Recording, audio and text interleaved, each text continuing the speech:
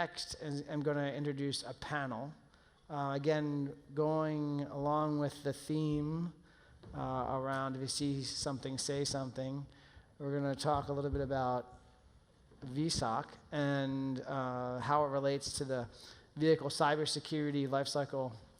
And really, when is enough enough? I think that's a big question we've asked ourselves, for example, at my OEM.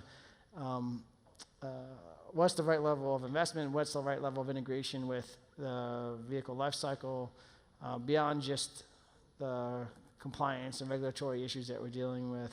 How do we find the right level of investment that corresponds to the expectations of our consumers and driving the trustworthiness of our brand? So I want to introduce the moderator of this panel as Mr. Niraj Kaushik. He's the managing director at VicOne North America, and he's going to introduce the panelists. Come on out.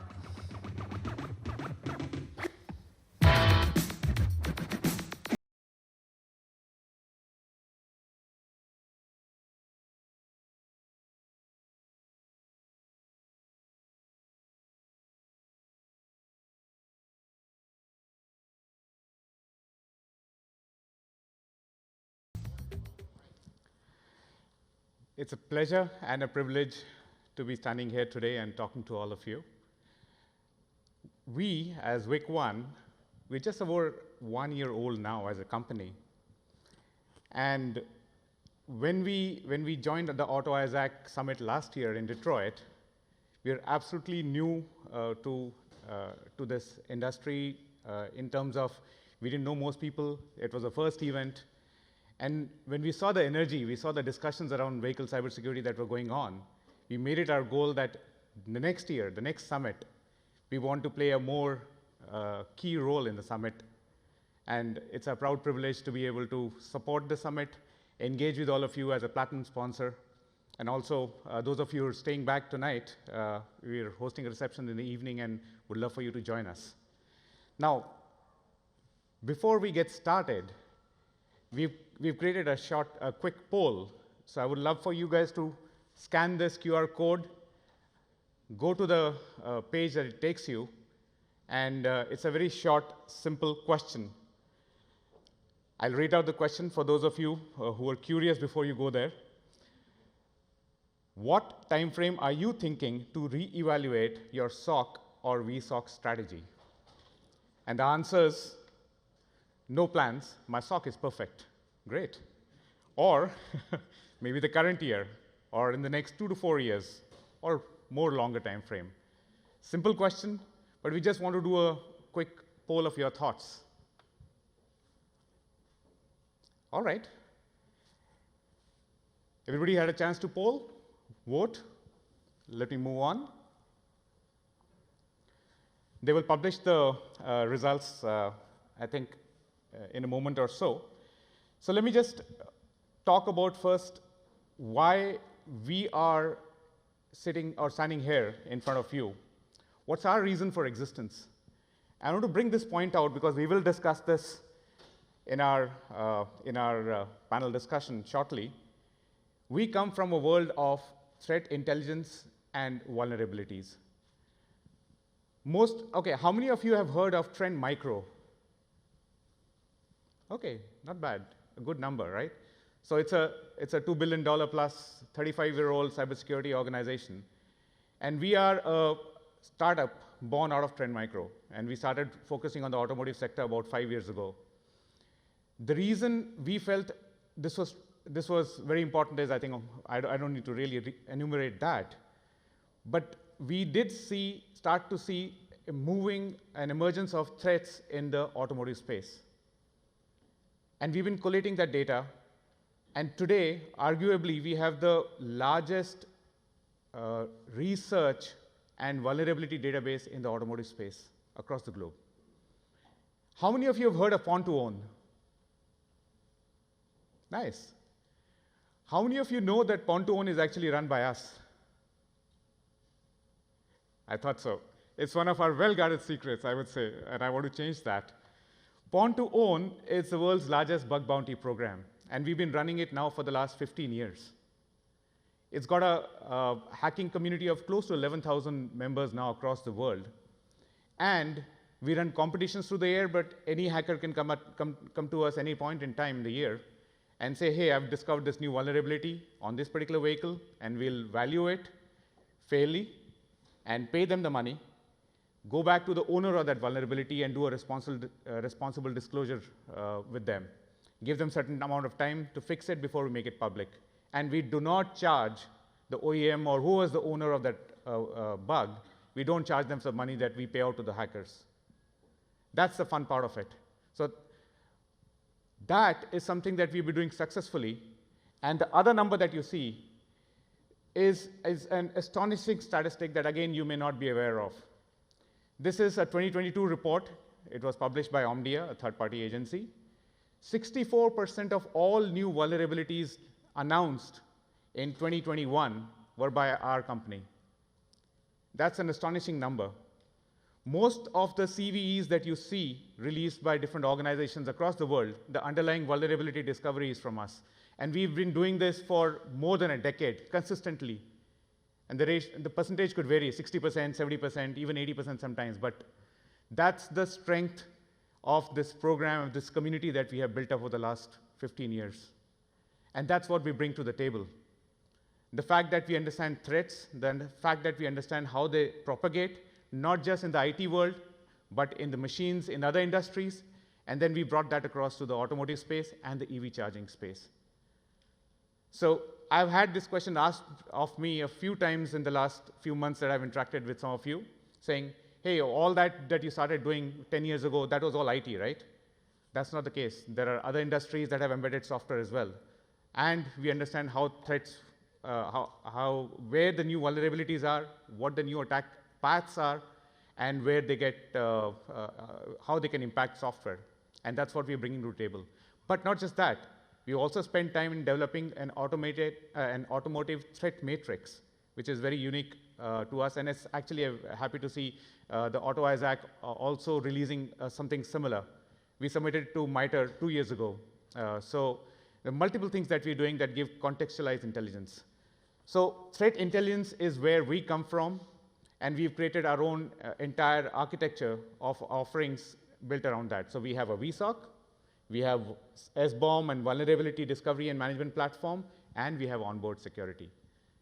So, and I want to talk about this next step, because this is very, very key to even what we are discussing in the VSOC panel.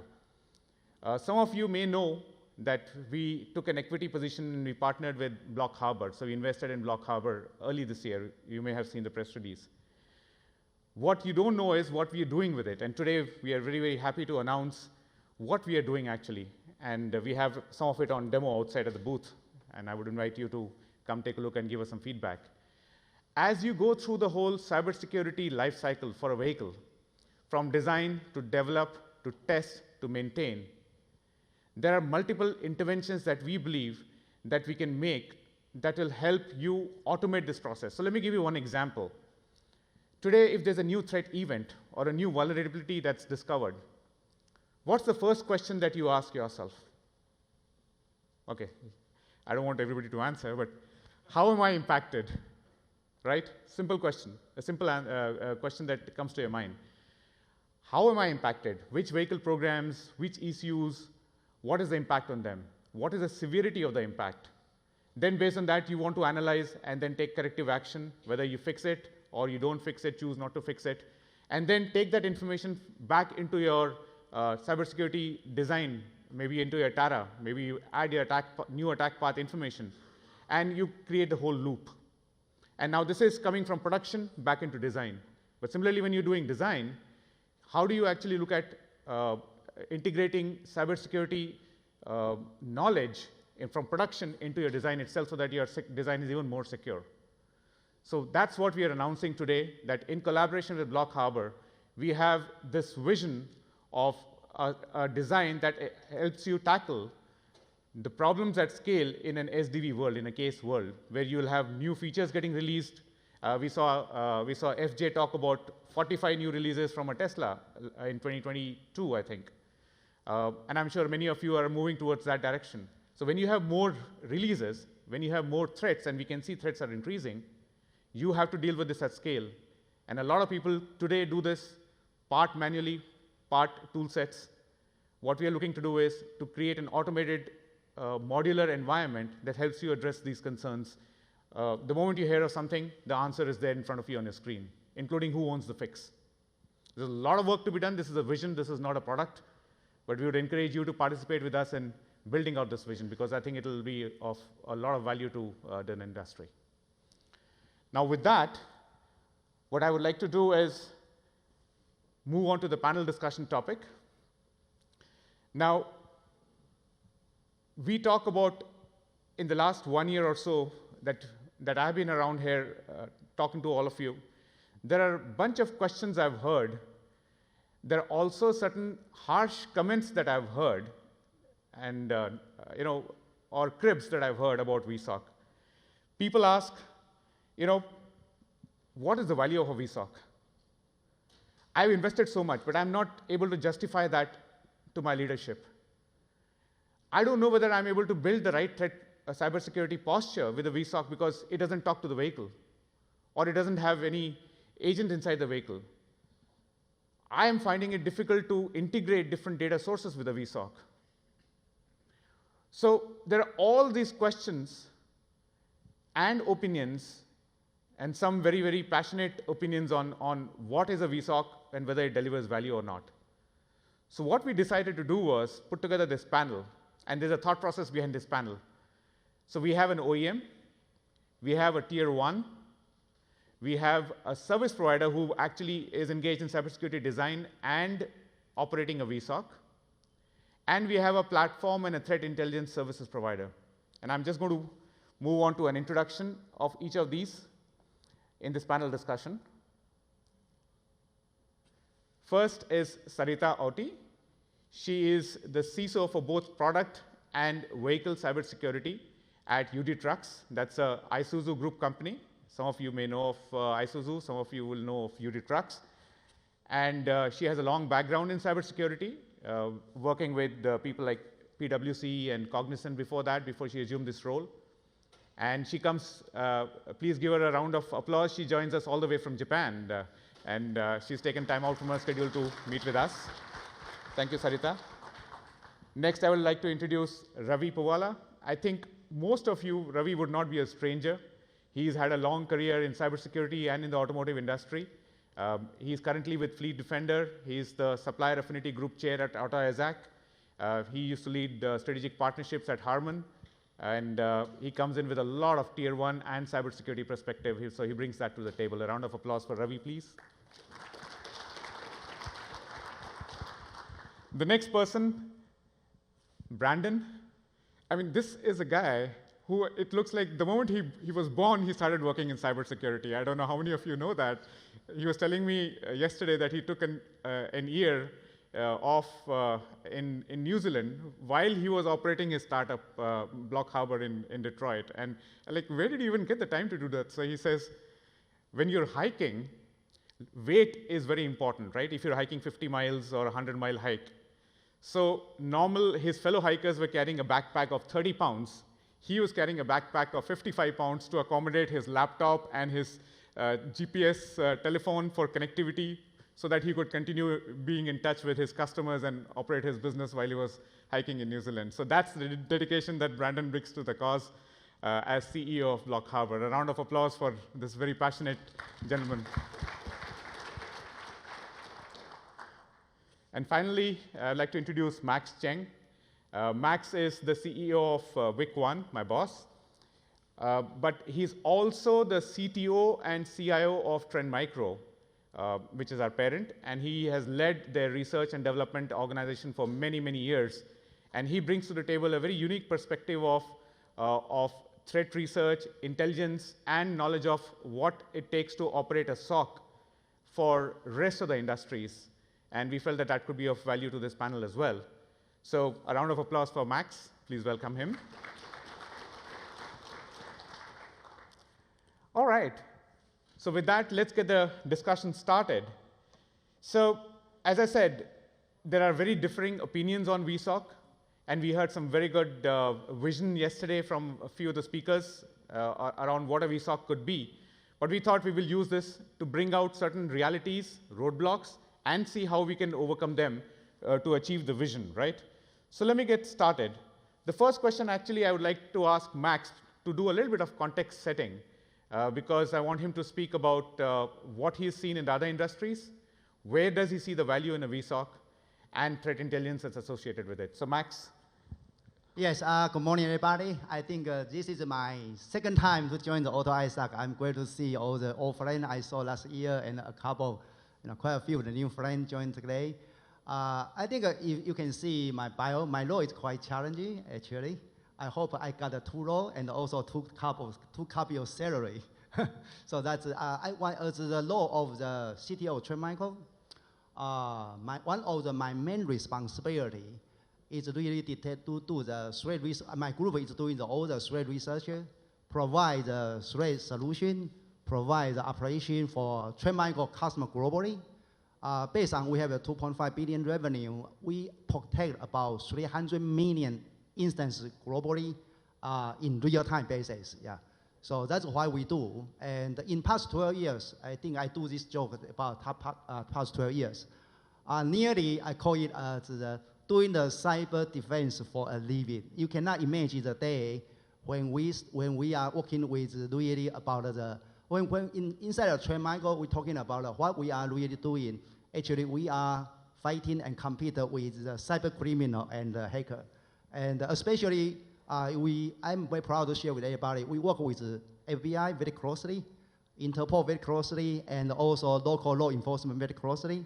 And proud to say, in past 12 years, we have arrested quite a big hacker. But we are not allowed to show on the media, and we don't do that. That is for the protection of our colleague, because once you are on the news, they will search where you are. And so therefore, I don't think everybody see a lot of them. But if you talk to the FBI colleague or Interpol colleague, and they know what we are doing here. And I would say, saying that in the past 10 years, we have seen a lot of change on the security, I call it security operations center. And I totally agree, whatever IT doing probably cannot copy to the auto industry. But there are some experience we can learn in. But look at today's, I saw how the SOC operation be implemented in auto industry. If, let's think about this perspective, when we do the SOC operation, instead of talking about value, I think one thing we need to ask, if today, just right now, attack on vehicle, can the current SOC can really do that job, detect and respond and protect the whole vehicle? I don't think anybody asked that question. But I will tell you, when I saw how auto industry implemented SOC, I say probably you will not be able to see it. Especially like as they're talking about how to control the car, how to run in the video, the delay is showing up. I think most likely you are not going to success to be able to see and to defend yourself. And why I say that, let me share some story about how that 12 years I deal with the SOC operation, provide the services, how I see the industry evolve over time. If you remember, one of inflection point is 2013. If you remember, there is an event change everything on cybersecurity industry. That is the Target chain, department store chain, has data breach. That event even caused the CEO be fired. A lot of people be fired. And that completely changed the industry. And the core change is, everybody knows that right now when we deal with cybersecurity, it's not about take the vulnerability, not about you deal with something. Actually, I do think everybody needs to think of the mind. We are deal with the cyber criminal. And they are cyber criminal doing like a daily basis. And automation do a lot of things out there. So that's why that's kind of inflection point. That inflection point, if you go to the 2014 Black Hat conference, you will see everywhere talking about 2 words. Big data, machine learning, if you remember that time. No one talking about big data now. And after that 2014, and all the security operation industry changed from SIEM. If you remember back then, the skin of the SIM is outside. And now, it's not there. It's still some people use it, but it's not there. From the SIM, go to the detection response, and involve to the EDR, they call endpoint detection response. And XDR, then now go to the ASRM, called Attack Service Risk Management. And that is how the security operation should be doing. In the end goal, should be really managing your attack services. And with that experience, there are a lot of things can discuss, but I will summarize 3 things everybody can easily understand on how the environment, what is the fundamental things can make a SOC operation really work. The first is really counterintuitive, means that more data, it doesn't matter. That's why 2014 do. A lot of data put in the data engine, more data means that more cost to you to the cloud services. But what is important is relevant security telemetry data count. We are doing the defense. It's not about how many data I get. It's about how many relevant data to the attack I get. And therefore, I can detect. As the computer science teaches us, garbage in, garbage out. You got so many data, I tell you, more garbage, your computer, more out garbage. And secondly, it's really the SOC operation cannot be the silo. It has to be part of all integration. Because you are defense the cyber criminal, you are not a defense malware or a ransomware. You are defend yourself for an attack, which means that an attack campaign is not a malware. Malware is one of TDP, one of technique among all the attack. And there's an attack technique, usually attack actors doing it. They use the malware to hide themselves because the whole company to deal with the malware or deal with ransomware. But actually, the hacker really try to access other resources, other assets, because the whole company just focus on that. There's also attack campaign concept. And the third portion is really about the threat intelligence. Everybody talking about threat intelligence. You can, if you do not have a ChatGPT, you can ask ChatGPT give you all the CVE which announced on the web.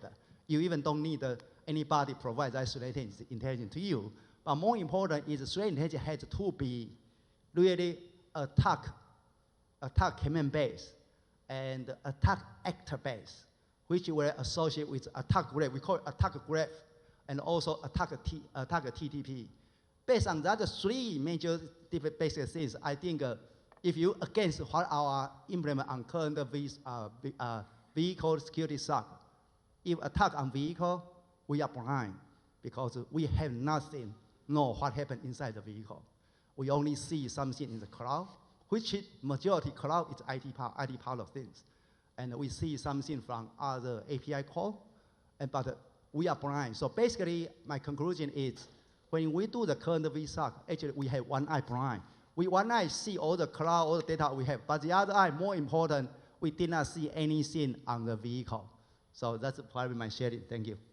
Thank you, Max. I think that was great context setting from your perspective. Appreciate that. Now, before I go to my next question, can I ask the AV team to put up the results of the poll, please?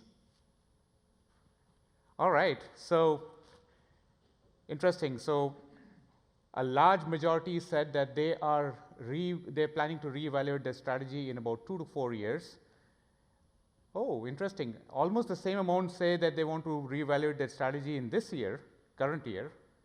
And section says, so I can't do the percentage right now, I'm not that good at math, but 5 people say no plans. So great.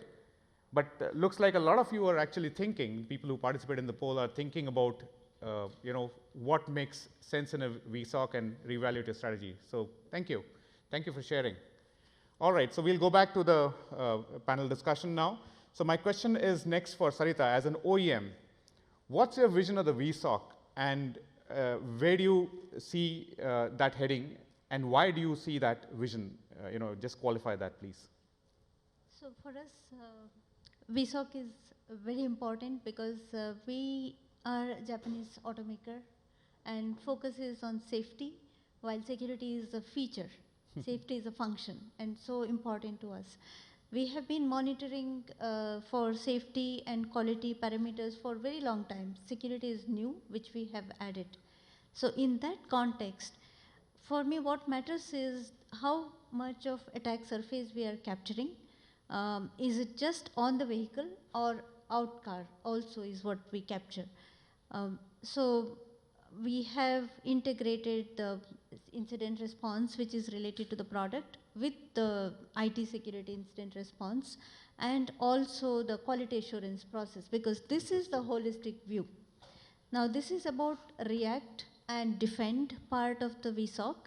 What is additionally important is how are we predicting, how are we capturing larger attack surface, how are we predicting, do we have enough analysis or mechanisms to correlate what happens across all the systems, be it production, be it aftermarket, be it the software download part, R155, R156, both of them.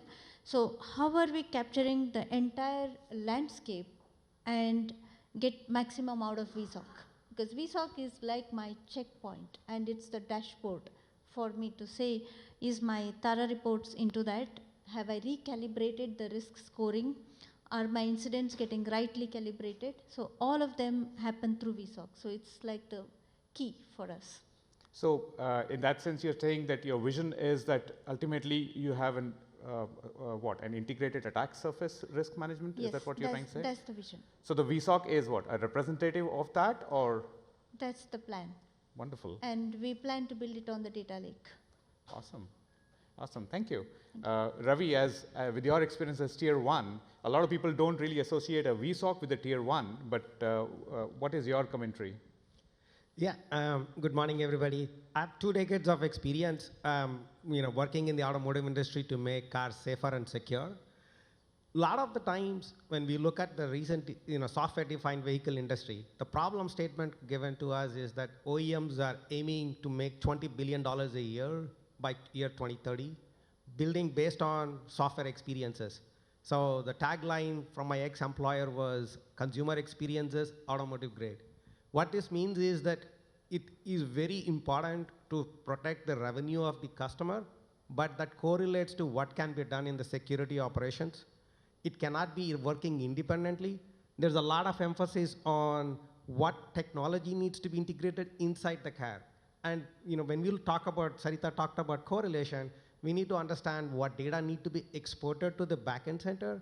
As tier 1, tier 2 suppliers, we need to provide that instrumentation to make the SOC more valuable, help in the threat prediction and the prevention model. Thank you, Ravi. Thank you very much. That, I think, is a great segue to my next question in that case, and I would like to address that to Brandon. Now, Brandon, you've been working in this space in the cybersecurity design as well as the VSOC space for many years now. What do you think is actually working and what's not working from your point of view? What's the reality? Yeah, so my experience with VSOC started pretty early on, actually. I mean, as this industry has evolved, a lot more, the conversation has become about VSOC, but when I got started in the space, it was late 2014, early 2015. I was the intern in the room, focused on the subject of vehicle cybersecurity. Obviously, an event unfolded at Fiat Chrysler. I was the only intern in the room for the most part, and someone pointed to me and said, hey, we need to stand up some monitoring to prevent this from happening again. And so, as Max was pointing out, back then, it was a question of, well, what do we borrow from IT SOC, and how do we apply that to this new topic of VSOC? And so, in that scenario, it was pretty straightforward, the use case. It was to detect research-based incidents against vehicles on the road, given the data sources that we had available. So, I also got pointed to and said, use Alien Vault to do that, which at the time was, if you've ever used Alien Vault or know what that is, it's an AT&T product, impossible. So we've seen kind of an advancement in the VSOC platform when we're questioning this conversation of, do we build it versus do we buy it? But in any case, the biggest challenge when we're working with different customers on what we call VSOC road mapping is establishing the value prop for VSOC in the first place. What kinds of use cases are you after? What kinds of things are you seeking to detect? Because every customer we've worked with on the topic of VSOC, that has been very different from customer to customer. So defining the value proposition, I would say, is one of the real big struggles in the space, and I think it's becoming more clear as we move more toward a software-defined vehicle. But the second, and I would say perhaps the biggest challenge, is once you do define your value proposition, and you're entering into the implementation phases of VSOC, there's huge questions about how do you, each customer has had different types of data that they've wanted to integrate into the VSOC. And I'll give an example. When you don't have onboard intrusion detection, when you don't have strong telematics data streams where you can pull security insights from, the question for us was, well, what do we do? And so I often allude to this example of where we had to build relationships within an organization with the diagnostic team to ingest data coming from dealerships so we could leverage that and apply that, maybe not real-time security insights, but point-in-time security insights.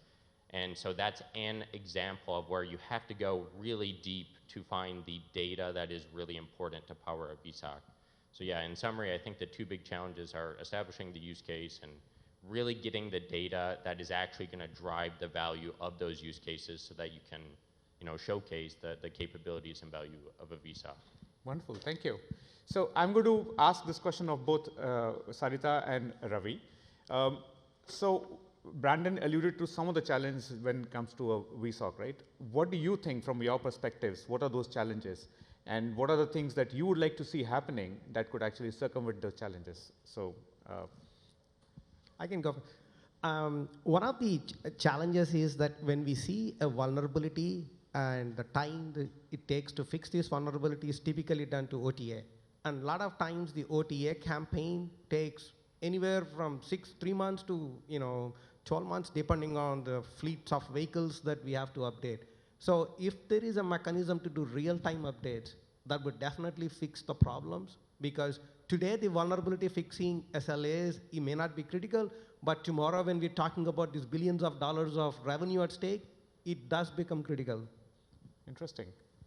I think I would go back to the data part, because creating that data set is very important, followed by correlation rules. That's on the defending side.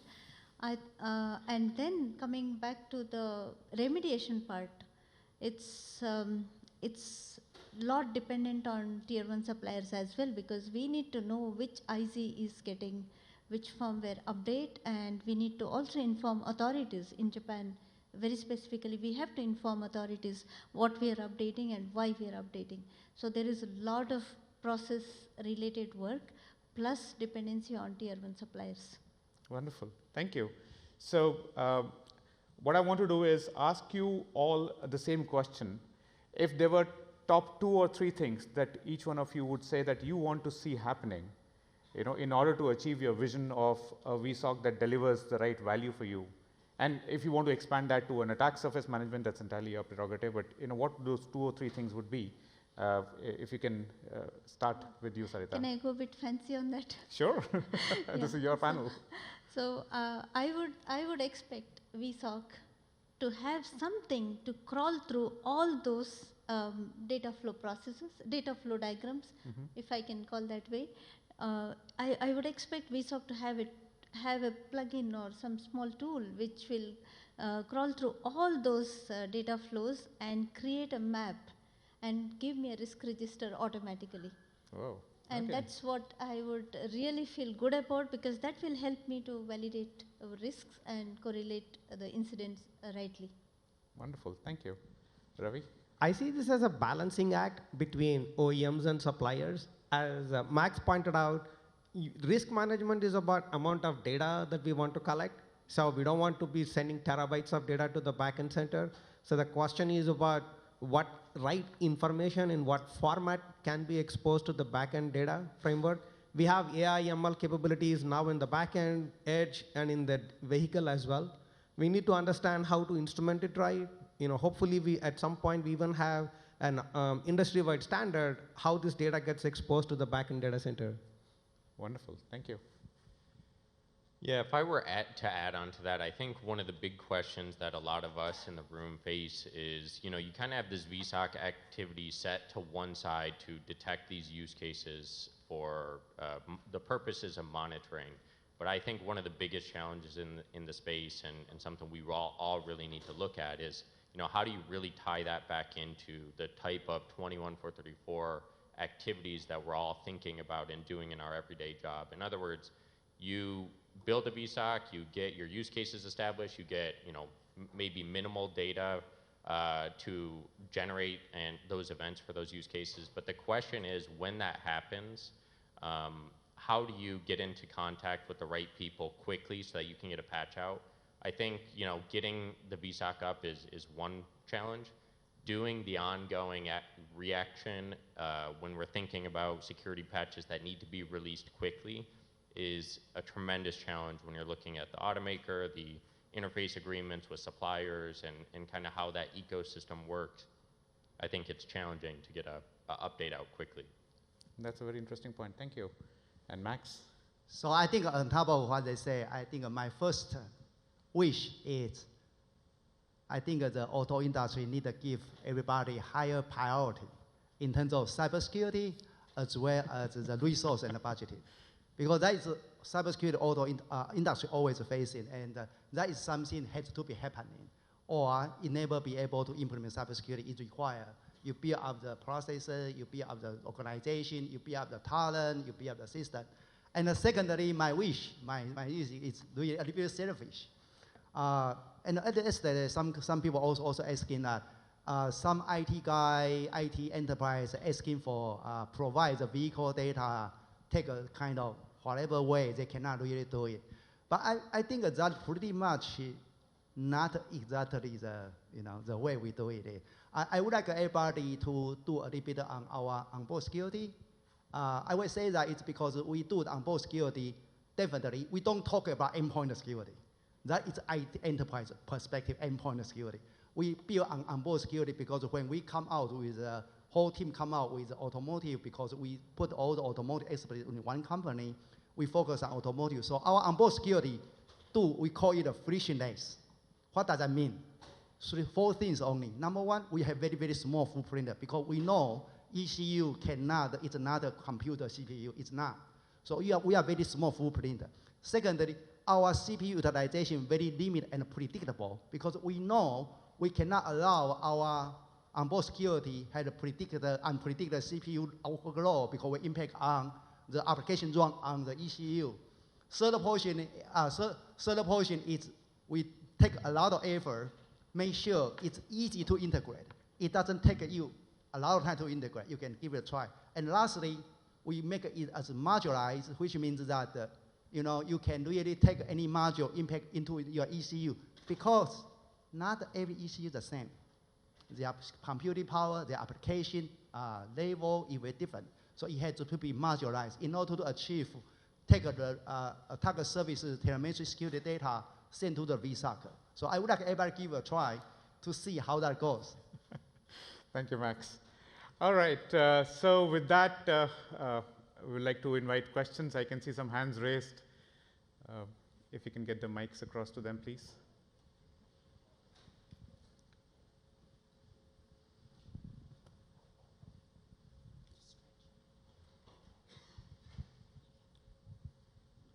So good morning. One thing I was thinking here, I would be hearing in this discussion was the differences between a VSOC and a traditional SOC. I didn't hear that. I was hoping to be able to understand what is the needs for the vehicle industry or the automotive industry that is different than a traditional SOC. And I may not be able to answer that question in our a couple minutes we have, but if you can give just a real brief differences between what makes a VSOC as opposed to a SOC I have in my IT network. Great question, thank you. Who would like to? I probably can answer very quickly on that question. I think the really difference in terms of the traditional IT VSOC and automotive VSOC, we take a look at the architecture of automotive. From the C case perspective, we are looking at the future, not now. From the CASE case perspective, automotive is still the architecture attack services. There are a few components. There is a cloud component because the software-defined vehicle is there. So cloud component is not alone. Cloud component connect to the IT, connect to the cloud, connect to the OT. There is component of the supply, especially automotive, very specific, has a lot of supplier, and each supplier do the software too. And there's a supply component, and there's another component, it's a mobile application, control application. It's not a mobile phone itself, it's a control application. There's a component of the vehicle. The distinction with IT and VSOC is 3 components different. Supply component, which is another very similar to the IT because supply related a lot of ECU, which a lot of different hardware and software integration, and also a lot of different EA architecture in each vehicle. And the second component is the application control of the vehicle. That is can control the vehicle. Eventually, you will fully control the vehicle. And that is the second component. The third component is major difference, really difference, is the vehicle itself. Because that is a major difference than IT, because vehicle itself is every car has a different, I cannot say every car OEM has a different EA architecture. They use different ECU, they use different chipset, they use different OS, they use different containers and so on, right? So in terms of run the security operation center in a vehicle, there are 3 things really need to be put in place. Number 1, you need to the run operation cannot only look at the cloud, which any VSOC work at cloud, you can say that is the typical IT SOC, because when you run the cloud, you only do the data analyze, you see the data, you just need to know the data definition. But more important is, for example, the attack was demonstrated from GPS spoofing. So you need to be knowing that what technology came from GPS, what does that mean to the GPS. And in that GPS implementation is different to tier 1 to tier 1. And they can implement on central, they can implement distribution, right? So I think the one thing is really automotive type of the knowledge on how automotive telemetry data mean. And the second different is the attack behavior is different. Attack behavior is different. And attack intention different. So therefore, I do think the automotive industry in the total side, you need to have build a talent or get some really talent, understand attack, automotive attack. It's not happening. We don't see it's happening, but it's coming. You can see that this year talking about a lot of ransomware. But ransomware is not exactly the automotive, but ransomware is the, I call it beachhead on how cyber criminal attack the automotive industry. They are attacking the industry one by one. So they start talking the easy way OT. They start easy way to your cloud server. And then you will start to go to the vehicle side. I think that is second part. It's attack actor behavior were different because your attack service is different. And number 3, I think more important is in order to defend our vehicle, especially we're talking about the decade life cycle. In IT, I can switch the computer every 3 years. I cannot switch the vehicle in 3 years. It takes 10, 20 years.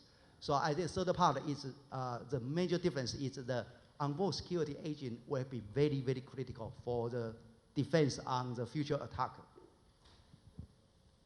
All right. I think there was one more person who had raised their hand. Maybe you can just take that question quickly. Thank you. I only have an experience with VSOC versus 1.0.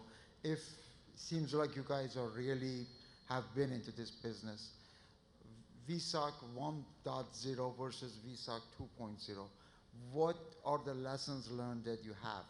Like, for example, is it that we need to go to edge computing and kind of the edge to the proxy things? Any experience you have, it would be really appreciated to kind of lessons learned from, I don't know, Sure. 1.0 to 2.0. Brandon, you want to? Yeah, sure. I think there's a couple of things that are really important there. Like Max was pointing out, less data is almost always more in the case of SOC. You generate a lot of false positives when you have more data, et cetera. So I think really honing in and sharpening the VSOC is one part of it. I think the second part is how do you, again, if you're going to have a separate VSOC pulled out from your IT SOC and everything else, once you have an event, what do you do with it? So kind of building those, it's like security orchestration and response in traditional IT world. How do you do that when you have a long supply chain and a lot of players involved and different owners of the software throughout the supply chain? So I think agility is really important, the second piece, making it so that those events are actionable. And yeah, I mean, I think I would maybe focus on those 2 points. I'll just add one more point here.